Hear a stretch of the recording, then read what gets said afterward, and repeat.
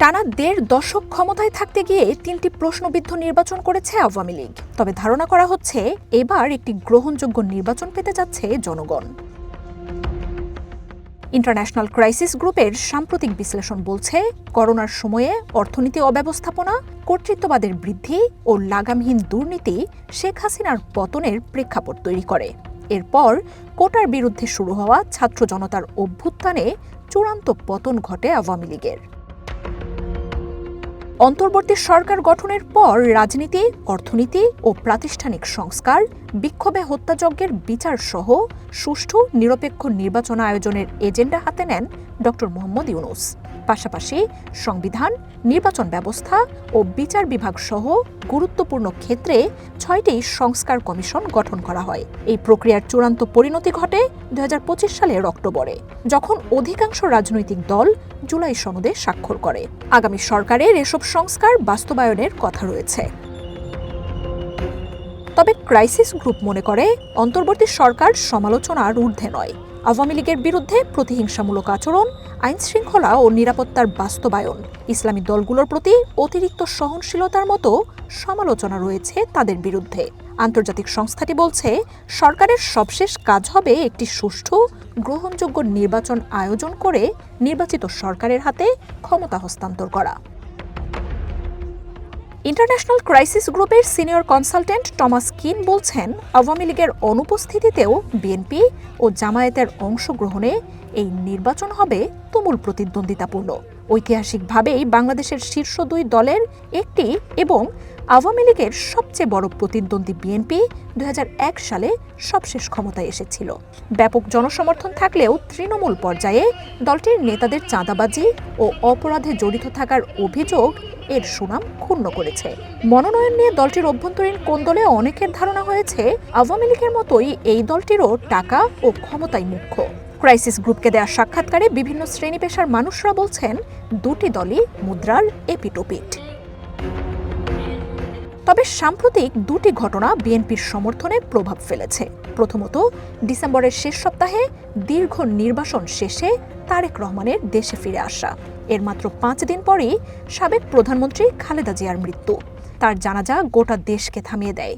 শুধু সমর্থকরাই নন, সাবেক এই প্রধানমন্ত্রীর মৃত্যুর শোকে জড়ো হন লাখ লাখ সাধারণ মানুষ।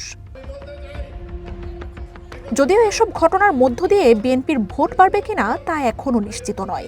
ক্রাইসিস গ্রুপ বলছে, বিএনপির ভবিষ্যৎ নির্ভর করবে তারেক রহমান দলকে কতটা ঐক্যবদ্ধ করতে পারেন এবং হতাশ তরুণ ভোটারদের কতটা আকৃষ্ট করতে পারেন তার উপর। বিএনপির প্রধান প্রতিদ্বন্দ্বী জামায়াতে ইসলামী বাংলাদেশের সবচেয়ে বড় ইসলামপন্থী দল।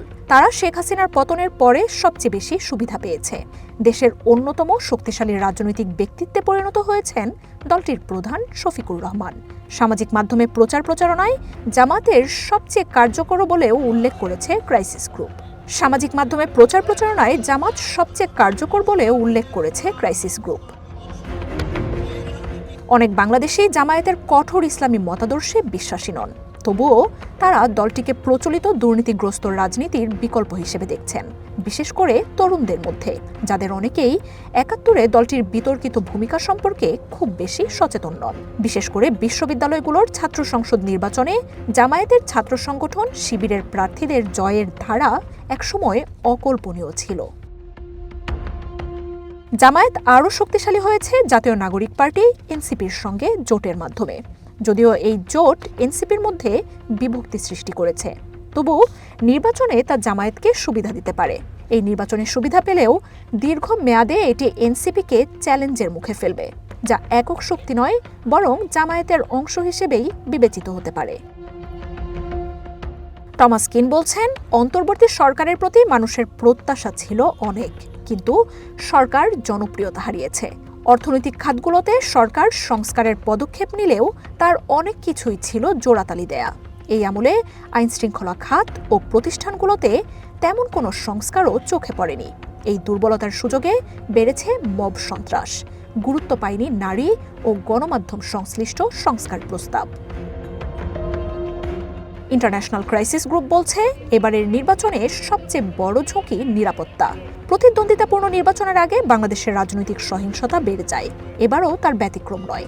আওয়ামী লীগ সমর্থিত এলাকাগুলোতে সহিংসতার আশঙ্কা রয়েছে বলেও মনে করে সংস্থাটি।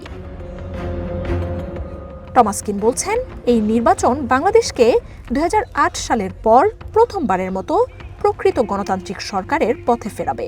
তবে নতুন সরকারকে দুর্বল প্রতিষ্ঠান, অর্থনীতি, জলবায়ু পরিবর্তন, বেকারত্ব, ভারত, চায়না, আমেরিকার ভূরাজনীতি এবং রোহিঙ্গা সংকট মোকাবিলা করতে হবে। সবচেয়ে বড় চ্যালেঞ্জ হবে তরুণ জনগোষ্ঠীর প্রত্যাশা পূরণ করা।